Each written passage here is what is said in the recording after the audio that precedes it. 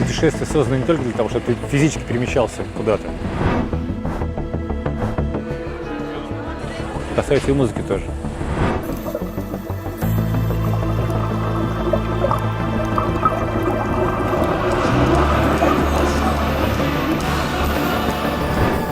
Есть флешбеки, которые не отпускают никогда.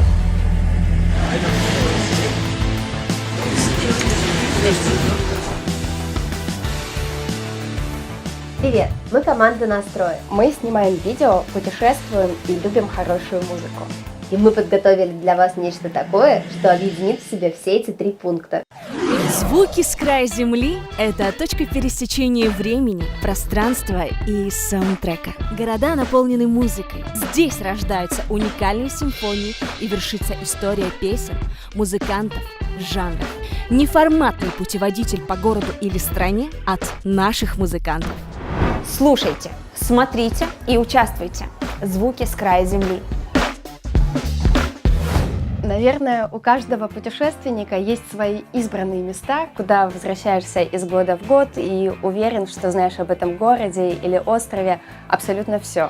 Вот и у меня так было, пока я не попала в это место с музыкантом. И оказалось, что от глаз обычного путешественника скрыт изумительный мир с его героями, укладом, ценностями и реликвиями. Попадаешь в другое место, с другой энергетикой и со своей культурой, в том числе музыкальной. Музыка, которая тебе казалась актуальной для тебя в течение всей твоей жизни, там, предыдущих периодов, становится вдруг не актуальной. Но не у каждого есть друг-музыкант, в компании с которым можно пробраться в мировое музыкальное закулисье. А вот любимая музыка и ее исполнители наверняка есть у всех. И именно они могут стать лучшими проводниками в этом вопросе. Мы решили показать вам музыкальную жизнь городов планеты. Прислушаться и присмотреться к первому из них, которым станет Париж, нам поможет Евгений Федоров, лидер легендарной группы Tequila Jazz, а также проектов Зорги и Optimistic Orchestra. Это был не первый мой визит в Париж. Мы до этого приезжали туда с гастролями, с группой. Это нельзя назвать путешествием. То есть это обычные гастроли, где ты еще увидел Эйфелеву башню, увидел Лувр, ля-ля-ля-ля-ля, даже успел куда-то зайти. Но это все очень быстро, стремительно. Гастроли это нельзя назвать путешествием. Я бывала в Париже много раз, но в основном скорее как турист. Но сейчас пришло время исследовать Париж с другой стороны. Выяснить, где и в каких условиях создавались песни, известные всей планете.